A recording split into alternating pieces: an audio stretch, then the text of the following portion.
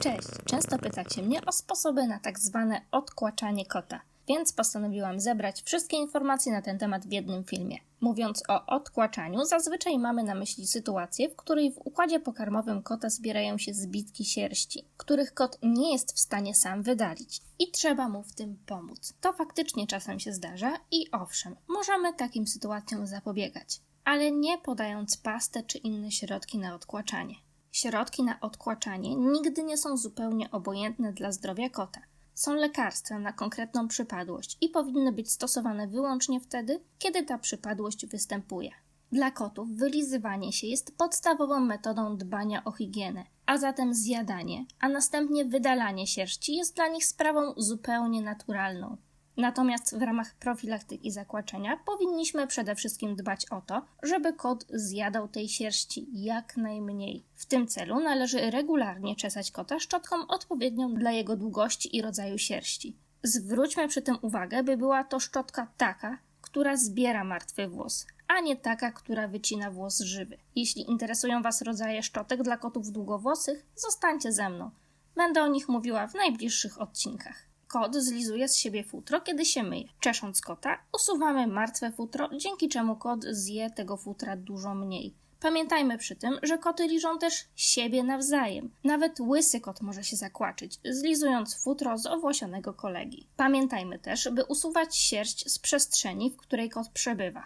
Zwłaszcza z miejsc, w których kot lubi leżeć. Kiedy kot położy się w tym futrze, które już z niego wypadło i zacznie się myć, to zacznie to futro połykać i zjadać. Oprócz dbania o to, by kot zjadał jak najmniej futra, powinniśmy też zatroszczyć się o to, by jak najłatwiej było mu to futro wydalić. Powinniśmy więc dbać o to, by kot był dobrze nawodniony, czyli karmić go mokrą karmą lub barwem. W regularnym wydalaniu futra pomagają również posiłki Whole Prey. Pióra i sierść ofiar pomagają oczyścić przewód pokarmowy z zalegających włosów. Jeśli Whole Prey nie jest na Wasze nerwy, równie dobrze sprawdza się udostępnienie kotu doniczki z kocią trawą. W internecie za kilka złotych można kupić gotowe pakiety nasion trawy wraz z wyściółką i instrukcją obsługi, albo same nasiona kociej trawy, a nawet zabawki z wbudowaną doniczką na kocią trawę. Taka trawa to jednak zwykle jęczmień lub owiec, więc równie dobrze możemy kupić nasiona tych roślin i wysiać je w doniczce.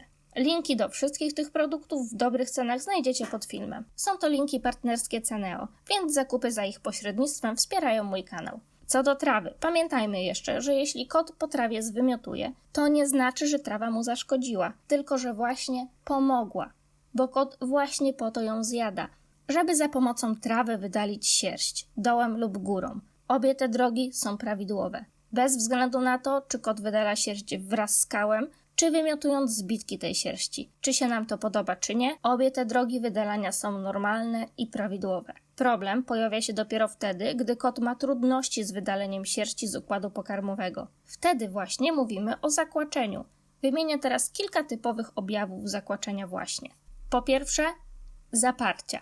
Urobek jest wówczas bardzo zbity, włochaty, a kot oddaje kał z wielkim wysiłkiem i może unikać załatwiania się w kuwecie, kojarząc to z bólem. Po drugie, biegunki. To kolejny bardzo typowy objaw zakłaczenia.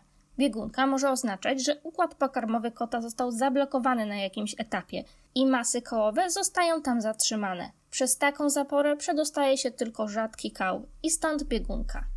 Kolejnym typowym objawem jest zjadanie różnych dziwnych rzeczy. Na przykład moja Arda w takich sytuacjach próbuje zjadać folię. Ale najczęściej kot będzie próbował po prostu zjeść Wasze domowe roślinki. U kotów, które reagują w ten sposób, świetnie sprawdzi się trawa, o której mówiłam wcześniej. Kiedy kot poczuje, że w żołądku zbiera się sierść, sam się sprawą zaopiekuje zjadając trawę, która pomoże mu wydalić kłaczki. Do charakterystycznych objawów zakłaczenia należą również zmniejszony apetyt i modlenie się nad miską. Zakłaczony kot często siedzi przy misce ze zwieszoną głową, ale nie je. Bardzo typowym objawem zakłaczenia są też kaszel lub torsje, które nie prowadzą do wydalenia sierści. Kot kaszle, jakby chciał coś odchrząknąć, albo miotają nim torsje, ale niczego nie wymiotuje lub zwraca wymiociny przypominające brudną wodę. Jeśli zaobserwujecie u kota którekolwiek z tych objawów, to podanie czegoś, co ma kota odkłaczyć, jest wskazane. Na rynku są dostępne różne środki na odkłaczanie, zwykle w formie przysmaków lub past. Jednak przygotowując ten film, przejrzałam kilkanaście najpopularniejszych wyników i nie znalazłam niczego, co sama podałabym swoim kotom. We wszystkich produktach na odkłaczanie na pierwszych miejscach znalazłam oleje roślinne, słody, melasę, produkty mleczne lub produkty uboczne pochodzenia zwierzęcego. Trafiłam też na sporo tak zwanych domowych sposobów na odkłaczenie i przed nimi również przestrzegam. Nie eksperymentujcie ze zdrowiem kota, wlewając w niego duże ilości olejów i nie podawajcie substancji typu parafina. Żadna z tych rzeczy nie jest obojętna dla zdrowia kota, a ja naprawdę nie widzę przyczyny, by lecząc jedno, szkodzić kotu w inny sposób. Podczas gdy można podać coś, co działa równie dobrze, a jest neutralne dla zdrowia. A taką rzeczą jest naturalny błonnik. Ja używam w tej roli tak zwanego psyllium.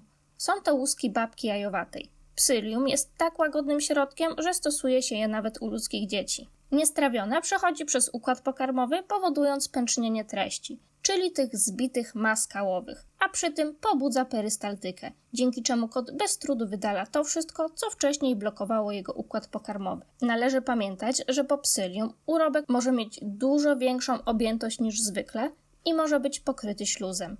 W aptekach możecie kupić psyllium pod nazwą Kolon C, ale polecam zamówienie psyllium w internecie. Cena jest wówczas niższa.